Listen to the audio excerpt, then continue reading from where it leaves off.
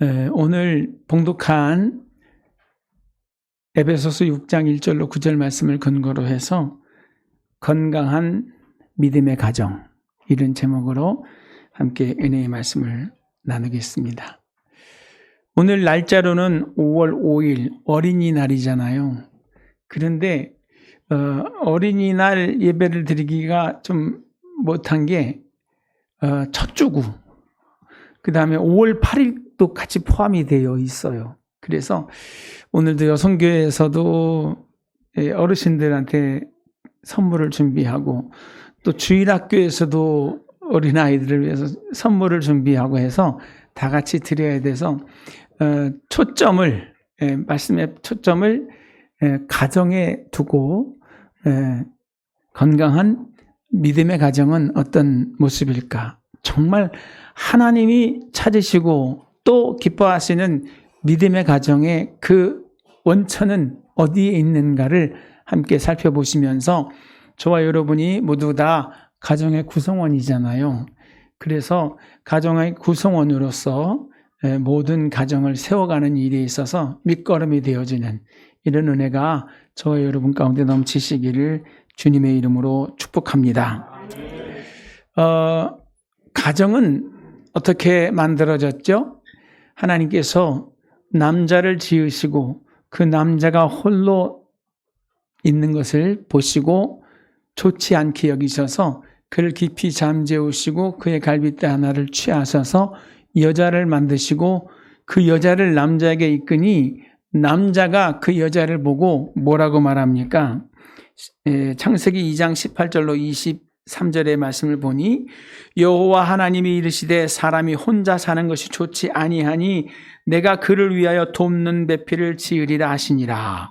여호와 하나님이 아담을 깊이 잠들게 하시니 잠들매 그가 그 갈빗대 하나를 취하고 살로 대신 채우시고, 여호와 하나님이 아담에게서 취하신 그 갈빗대로 여자를 만드시고 그를 아담에게 이끌어 오시니 아담이 이르되 이는 내 뼈 중에 뼈요 살 중에 살이라. 이것을 남자에게서 취하였은즉 여자라 부르리라 하니라. 아멘. 이렇게 해서 남녀가 짝이 돼서 뭐가 시작된 거예요? 가정이 시작된 거예요. 그 가정의 열매가 뭐예요? 자녀들이죠. 그런데 그 가정이 세워짐에 있어서 또 한 가지 하나님께서 중요한 말씀을 하셨는데, 이 근간이 흔들리면 서로 불행해요. 그 원래의 기초석이 무엇인지를 잘 파악하면서 그 의미를 되새김하며 건강한 가정, 하나님이 찾으시는 가정 만들어 가시기를 주의 이름으로 축복합니다. 첫째, 여기 뭐라고 그랬어요? 돕는 배필이라 그랬습니다. 여자를 만들면서 뭐라고 말씀하셨어요? 남자를 돕는 배필이라. 돕는다는 말을 원어로 보니까 예제르, 단순히 도와주는 것뿐 아니라 호의하고 더하여 주고 하는 그런 의미가 다 포함되어져 있습니다. 구약에서 하나님이 이스라엘을 도울 때, 내가 너를 도우리라 하실 때 그 돕는다는 의미와 여자가 남자를 돕는다는 의미가 같습니다. 사람 인자 아시죠? 한자로 이렇게 써져 있잖아요.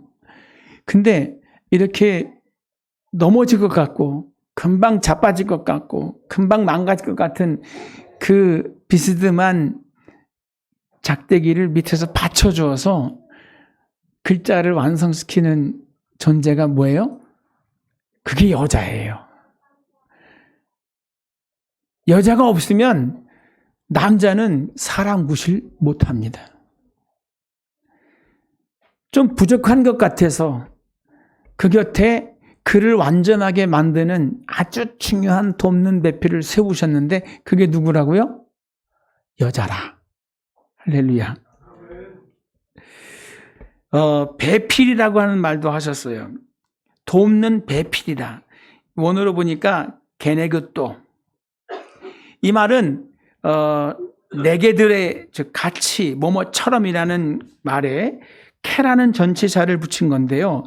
그를 마주보며 돕는다. 여자는 남자를 위해 존재하는 존재야? 아니에요. 마주보면서 동격의 인격체라는 사실을 오늘 성경이 분명히 우리에게 말씀해 주고 계신 줄 믿습니다. 근데 오늘 성경에 이런 말씀도 하셨어요. 오늘 본문에 5장 22절로 24절 한번 같이 읽어보겠습니다. 아내들이요 자기 남편에게 복종하기를 주께 하듯 하라. 이는 남편이 아내의 머리됨이 그리스도께서 교회의 머리됨과 같으니 그가 바로 몸의 구주시니라. 그러므로 교회가 그리스도에게 하듯 아내들도 범사에 자기 남편에게 복종할지니라. 아멘. 이렇게 말하면 남자분들은 흐뭇해하세요. 고개를 끄덕끄덕 하면서 순종해야지. 여자분들은요, 마치 속에 소금을 뿌린 것처럼 열불이 나요. 그죠? 어떻게 이런 말씀이라고 하셨을까? 이런 동의하기 힘든 그런 반응들을 보이십니다. 근데 여러분, 중요한 게 뭐예요? 이게 하나님이 처음 사람을 만드실 때, 이게 하나님이 남녀를 짝지어 주시면서 건강하고 행복한 가정을 꿈꾸시면서 하셨던 역할이라는 거예요.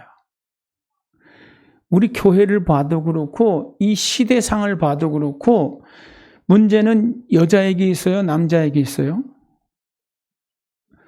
99%는 남자가 잘못해요.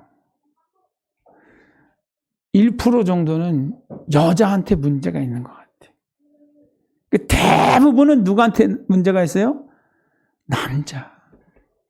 남자가 술 먹고 폭력을 행하고, 남자가 바람피고, 남자가 재산 축내고, 남자가 모든 문제의 시작이고 근원이에요. 그렇다고 그런 남자를 여자가 포기하면 어떻게 되죠? 그 둘 사이에 태어난 아이들은 어쩌라고, 그죠? 누구 때문에 그 가정이 유지가 되고, 누구 때문에 그 아이들이 꿈을 가지고 내일을 향해서 도약할 수 있어요? 그렇죠? 그것을 감싸주고 덮어주고 그것을 더 좋은 모습으로 선을 만들어가는 아내들의 헌신과 희생이 있었기 때문에 되어지는 일인 줄 믿습니다. 그렇다고 남자들의 그 잘못된 것이 합리화될 수는 절대로 없는 겁니다. 정신 차리고 역할을 똑바로 해야 되겠죠. 그죠? 그 다음에 이어지는 말씀이 뭐예요? 이렇게 말씀하시잖아요. 이와 같이 남편들도 자기 아내 사랑하기를 자기 자신과 같이 할지니라. 자기 아내 사랑하는 자는 자기를 사랑하는 것이니라. 이렇게 말씀하셨어요. 우리 주님이 교회를 사랑하시면서 몸짓고 피 흘려 죽기까지 사랑하신 것처럼 그런 아내를 주신 우리 하나님께 감사하면서 그분이 귀한 줄 알고 정말 예수님처럼 예수님이 교회를 사랑하고 예수님이 이 땅에 하나님의 나라를 이루기 위해 몸부림쳤던 것처럼 그렇게 가정에 충실하고 자녀 양육에 본분을 다하시는 남자분들 되시기를 주님의 이름으로 축복합니다. 아멘. 자, 이렇게 하나님은 남녀를 짝지어 주시면서 가정이라는 울타리를 만들어 주셨잖아요.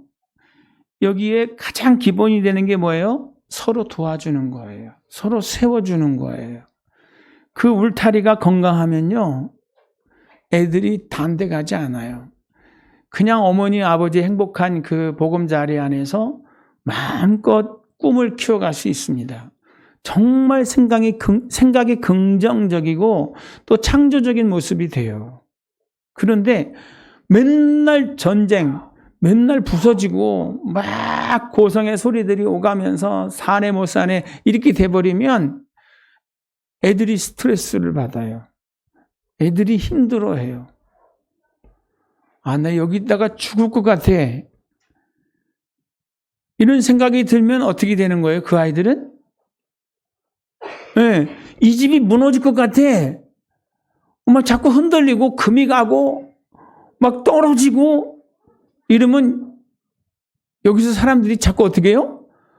나가죠. 여기다 잘못하면 죽을 것 같아. 이 건물 위험해. 그러면 집을 나가는 거예요. 마찬가지로 집이 그렇게 막 전쟁터가 되고 고성이 막 난무하고 깨어지고 부서지고 이러면은요, 애들이 무슨 생각을 해요? 여기 일단 죽겠다. 이런 생각을 하는 거잖아요. 그래서 말도 안 되는 행동들을 하는 거예요. 아이들의 문제는 누구에게 원인이 있어요? 애들이 문제가 아니에요. 누가 문제예요? 네, 그 아이들이 머물고 있는 그 가정이라는 울타리가 불안한 거예요. 여기다 잘못하면 굶어 죽을 것 같아. 여기다 잘못하면 맞아 죽을 것 같아. 여기다 정말 여기에 눌려 죽을 것 같아. 이러한 위기감을 가지니까 그렇게 하는 거예요. 행복한 가정에서는요, 애들한테 나가라고 해도 안 나가죠. 시간 되면 정확하게 들어오고 잘 먹고 잘 입고 잘 자고 행복하게 자라나가는 것입니다. 오늘 그러한 가정에서 하나님께서 원하시는 게 뭘까요? 이게 기본이고 그 기본의 가정 안에서 하나님이 오늘 6장 1절로 9절 말씀해 주시는 우리들의 역할이 있어요. 그게 뭐냐면 첫째가 부모를 주 안에서 순종하고 공경하라. 아멘. 나 살기도 힘들 것 같은데 내 부모 공경하는 모습을 말씀하고 있어요.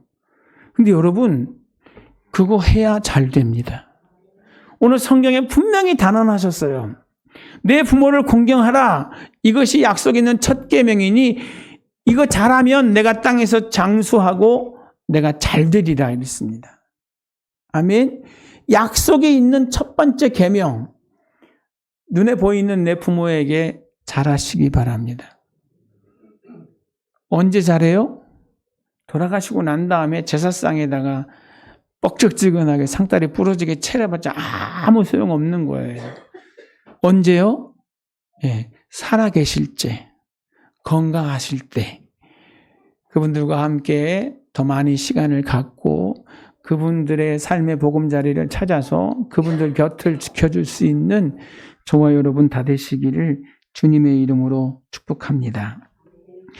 내 부모를 공경하라 그랬는데 공경하라 아시죠? 무슨 뜻인지. 그런데 하나님께서 말씀하신 그 공경하라는 그 어원은 뭐냐면 카베드, 무겁게 여기다, 무겁다 이런 의미입니다. 지금 무슨 말이냐면 공경하라는 말은 무겁다. 부모님에 관련된 일을 무겁게 생각할 수 있어야 돼요. 무게감을 느끼고 생각하라는 거예요. 아무런 관심을 두지 않는다면 부모 공경 안 하는 겁니다. 항상 부담을 가지고 무거움을 가지고 그 무엇보다도 먼저 부모 챙길 수 아는 그런 은혜가 저와 여러분에게 있기를 바랍니다. 부모의 권위를 인정하고 부모의 필요를 최선을 다해서 채워줄 줄 아는 그러한 자녀의 모습을 하나님이 기뻐하시고 그 자녀들에게 복을 더하여 주신다는 거예요. 그리고 내 하나님 여호와가 내게 준 땅에서 내 생명이 길리라. 이거는 저 하늘이 무너지고 이 땅이 꺼져도 시대가 바뀌었습니다. 세월이 지금 어떤 시절인데 그런 얘기를 합니까? 여러분, 우리는 바뀌었고 우리 세상은 바뀐 것 같은데 이 말씀을 하신 하나님은 한 번도 바뀐 적이 없어요. 지금도 똑같이 그 말씀대로 준행하면서 부모 공경하는 사람에게 하나님께서 하늘의 복을 더하여 주시는 줄 믿습니다. 아멘. 마태복음 15장 4절로 9절의 말씀을 보면요, 이런 말씀이 있어요. 이게 예수님 당시의 유대인들의 사고입니다. 한번 제가 읽어드리겠습니다. 하나님이 이르시되 내 부모를 공경하라 하시고 또 아버지나 어머니를 비방하는 자는 반드시 죽음을 당하리라 하셨거늘 너희는 이르되 누구든지 아버지에게나 어머니에게나 말하기를 내가 드려 유익할 것이 하나님께 드림이 되었다 하기만 하면 그 부모를 공경할 것이 없다 하여 너희의 전통으로 하나님 말씀을 폐하는도다. 의식하는 자들아 이사야가 너희에게 관하여 잘 예언하였도다. 일러스되 내 백성이 입술로는 나를 공경하되 마음은 내게서 멀도다. 사람의 계명으로 교훈을 삼아 가르치니 나를 헛되이 경배하는도다 하였느니라 하시고. 예수님 당시의 사람들이 내 부모를 공경하라. 그리고 내 부모에 대해서 욕하면 그런 자식은 돌로 쳐 죽여라 라고까지 했는데 예수님 당시에 어떻냐면 부모님에게 해야 할 당연한 것을 하나님께 드렸습니다 라고 하면 부모님께 안 드려도 된다는 거예요. 누구의 논리예요? 사람들의 논리예요. 하나님은 내 부모를 공경해라. 그게 힘들어 보여도 그게 짐스러워 보여도 그게 첫째다. 그래야 내가 잘되고 내가 장수할 수 있어 라고 말씀하셨는데 사람들이 이 참 간사하고 진짜 머리가 번뜩이는 거예요. 하나님께 드렸는데 뭐. 그때 예수님 뭐라고 그래요? 그것도 안 된다는 거예요. 부모님께 할 건 부모님께 분명히 하셔야 돼요. 내가 하나님께 못하더라도. 오늘 이렇게 시대가 바뀌었어요, 목사님. 지금 세상이 어떤 세상인데 그렇습니까? 결혼도 안 하려고 그러지, 자식도 안 낳으려고 그러지, 다 그냥 혼자 나가서 살려고 하고. 혼자 나가서 살려고 하는 것만 해도 감사한데 어떤 것도 있어요? 캥거루가 더 많대. 그냥 부모님 사는 집에 얹혀서 같이 사는 거예요. 끝까지. 결혼할 생각을 안 하고 집 나갈 생각도 안 하고. 옛날에 우리 교회에 그런 분이 한 분 계셨었어요. 아무것도 안 해, 아들이. 그냥 집 바깥에 나가지 않아. 근데 그 사람이 한양대학교 나온 사람이었었어요. 현대자동차 연구원이었었어요. 그런데 뭔 일인지 어느 순간부터 집 밖에 나가지를 않아. 그냥 집콕해가지고 엄마 밥 사시사철 부모님이 챙겨줘야 되는데 그 아들이 이제 60 가까이 됐어요. 아직도 그러고 있어요. 결혼?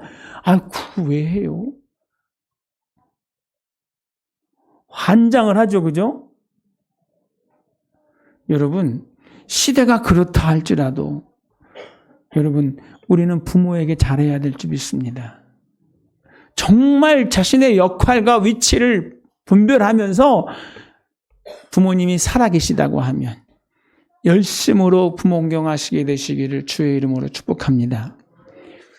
이미 다 돌아가셨어요 라고 하면 어떡하죠? 그때는 하나님 공경하셔야죠. 부모 공경하듯이 하나님 공경하는 은혜가 있기를 주님의 이름으로 축복합니다. 그 다음에 뭐라고 하셨냐면 너희 자녀를 훈계로 양육하라 이렇게 말씀하셨습니다. 신명기 6장 4절로 9절 말씀을 보면 이렇게 말씀합니다. 이스라엘아 들으라.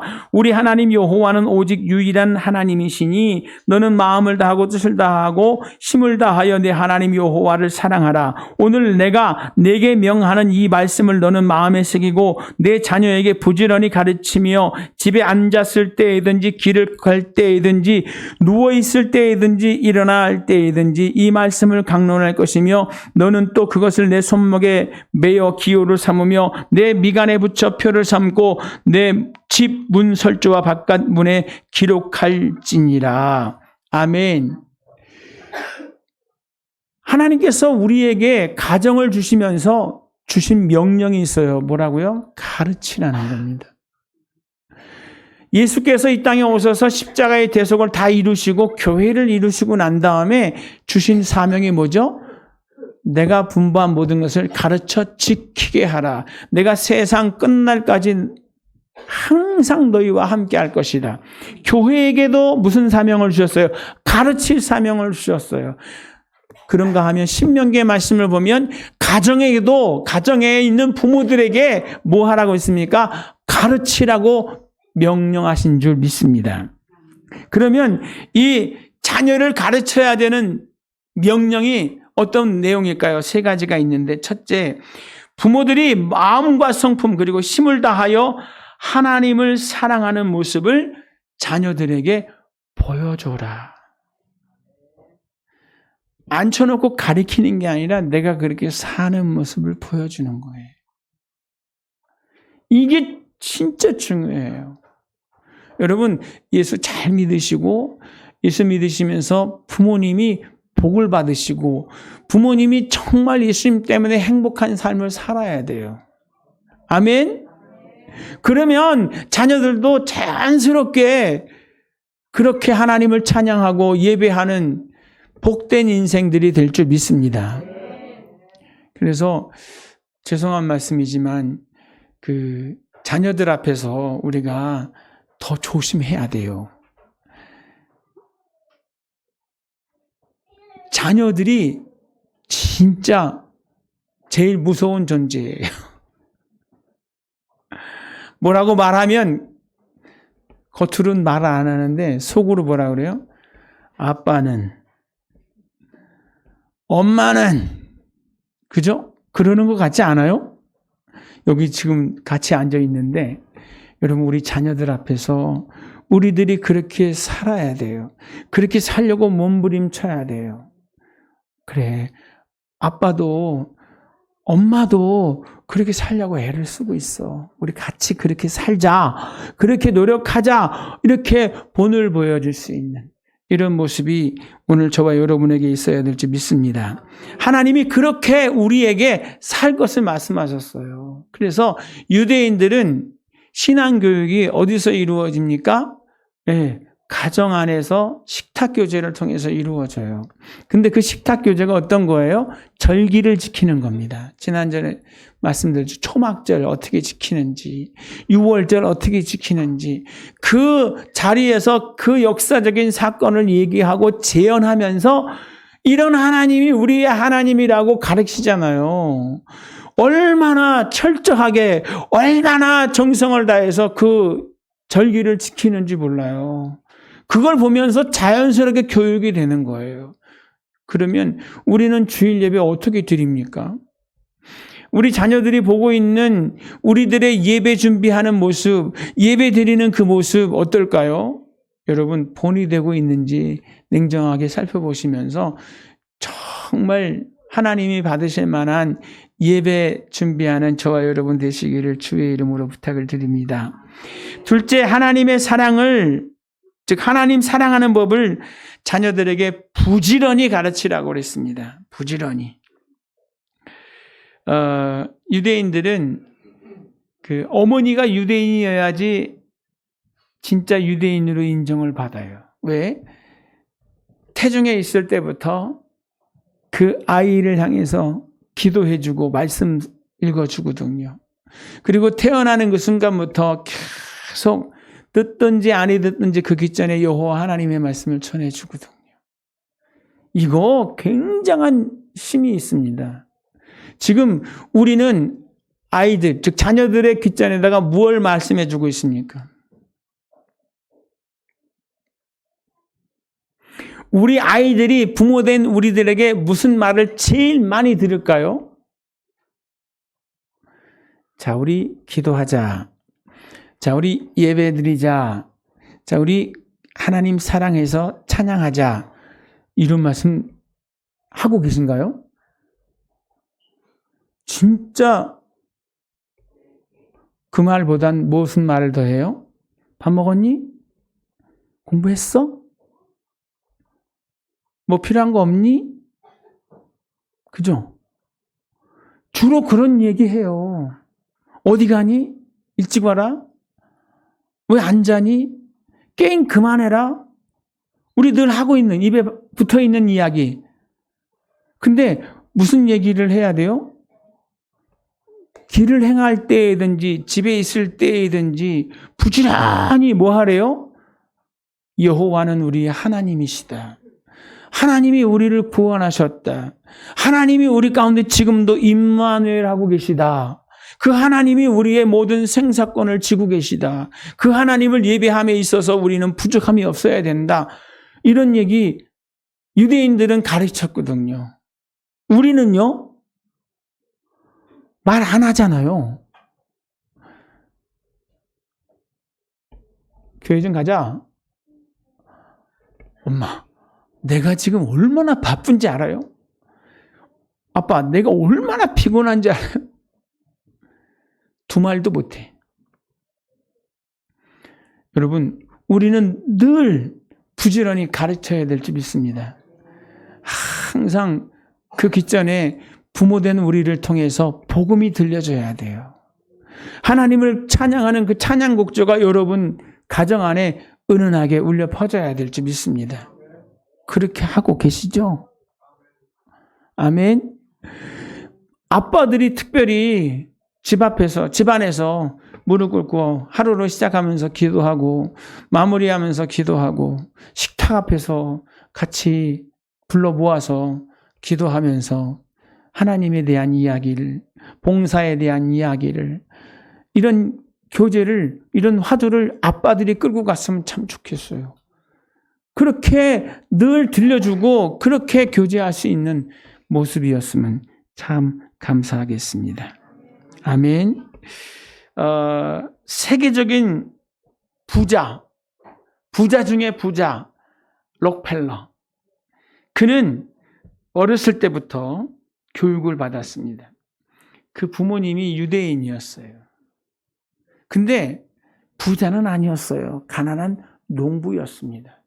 그런데 록펠러에게 계속 가르칩니다. 하나님을 위해 살아야 되고 그 모든 것이 다 하나님으로부터 시작돼야 된다는 이야기를 해요. 소득을 구별해야 된다는 얘기도 하고. 그래서 그는 평생 동안 12개의 대학, 종합대학을 세웠어요. 그리고 4,928개의 교회를 세워줬습니다. 이런 사람이 어디 있어요, 그죠? 그리고 지금까지도 최고로 많이 11조 한 사람으로 꼽힙니다. 여러분의 자녀들이 그런 자녀가 됐으면 참 좋겠어요. 아멘. 저절로 되는 게 아니라 그 귀에다가 계속 들려줘야 돼요. 믿음은 들음에서 나고 들음은 곧 그리스도의 말씀으로 말미암느니라. 부모님이 외쳐줘야죠. 귀 있는 자는 성령이 교회들에게 하시는 말씀을 들을지어다 라고 말씀하셨던 것처럼 우리가 친히 나팔수가 돼가지고 그들에게 하나님의 귀한 생명의 말씀을 외쳐줄 수 있는 은혜가 있기를 주님의 이름으로 축복합니다. 그 다음에 마지막 세 번째, 오늘 신명기 6장에서 말씀하신 가장 중요한 핵심 중에 핵심이 저는 이거라고 생각을 해요. 여러분, 우리가 삶을 살아감에 있어서 여러 가지 일들이 있습니다. 결혼식도 있고 또 생일도 있고 또 집안 잔치들도 있고. 근데 여러분, 이게 축제잖아요. 축제. 잔치잖아요. 근데 예배는 뭔지 아세요? 예배도 잔치예요. 예배도 잔치예요. 그러면 예수 믿는 우리들은 어떻게 해요? 생일 예배, 칠순 예배, 결혼 예배, 할렐루야. 추석 명절 예배, 신년 감사 예배, 부모님 초도 예배, 다 예배로 이어지는 거예요. 그 예배는 목적이 뭡니까? 그 예배를 통해서 하나님을 높이는 거예요. 그 예배를 통해서 하나님을 찬미하는 거예요. 그분이 나의 하나님이심을 기억하고 그분이 나의 인생 가운데 함께하고 계시다는 그것으로 인해서 기뻐하고 감사할 수 있는 이 예배의 연속이 되어지시기를 주님의 이름으로 축복합니다. 모세가 모세 되어줄 수 있었던 것은 뭐예요? 그의 어머니의 경건함입니다. 야곱의 복을 받는 것은 그의 어머니 리브가의 열정이 있었습니다. 사무엘도 마찬가지죠. 한나의 정말 피맺힌 기도, 헌신 속에서 그렇게 시대의 위대한 인물이 태어났습니다. 우리 대한민국 교회를 이렇게 보면은요, 대한민국 교회에도 정말 난다긴다 하는 분들이 있으세요. 전 세계에 내놔도 부족함이 없는 그러한 훌륭한 신앙인들이 계십니다. 뭐 멀리 갈 것도 없이 우리 순복음교회 조용기 목사님, 누가 그 조용기 목사님을 만들었죠? 분명히 하나님이 하셨죠. 그러나 그 하나님께서 그를 그렇게 위대하게 들어 쓰시기까지는 눈물로 기도하는, 늘 금식을 밥 먹듯이 하시던 최자실 목사님이 계셨어요. 그죠? 그리고 그분을 사랑해서 그분을 위해 기도하는 수많은 조장, 구역장, 그리고 교육자님들이 계셨습니다. 그분들의 그 기도 속에서, 그 헌신과 섬김 속에서 그러한 위대한 인물들이 나온 거고요. 감리교의 그 유명한 일화 아시죠? 김홍도, 김국도, 김선도, 이 놀라운 목사님들의 어머님 그 헌신. 6.25 동란 이후에 정말 가난하고 힘든 어려운 시기에도 그 자녀들 앞세워서 하나님 예배하는 일에 정성을 다하고 또 주의 종 섬기고 교회 섬기는 일을 위해 최선을 다했다고 하잖아요. 그 결과 뭐예요? 그 자녀분들 중에서 놀라운 하나님의 종들이 세워졌어요. 여러분, 지금 힘들고 어렵지만 저와 여러분의 품에 안겨있는 그 자녀들이 이 시대에 정말 하나님의 귀하게 쓰시는 일꾼들 되어주시기를 주님의 이름으로 축복합니다. 아멘. 목사님, 죄송한데 우리 자식들은 가망이 없어 보여요. 절대 그렇게 생각하지 말고 그렇게 말하지도 말고 그렇게 기도하시고 나가시길 바랍니다. 너희 입에 말이 돼 귀에 들린 대로 내가 너에게 시행하리라 하셨습니다. 풀어놓아 다니게 하라 하셨습니다. 긍정을 말씀하십시오. 하나님이 함께 하십니다. 하나님이 함께 하십니다. 여러분, 시대의 위대한 종들은 훈련받아서 하나님의 사람으로 거듭난 사람들이 많아요. 누구의 기도 때문에, 어머님의 그 피맺힌 기도 때문에 방탕하고 타락하고 하나님 없이 살던 사람들도 회심하고 돌아와서 큰 일들을 감당하는 분들도 계십니다. 지금도 절대 늦지 않았어요. 절대 기도를 포기하지 말고 여러분 큰 꿈을 가지고 긍정의 마음을 열어가게 되시기를 주의 이름으로 축복합니다.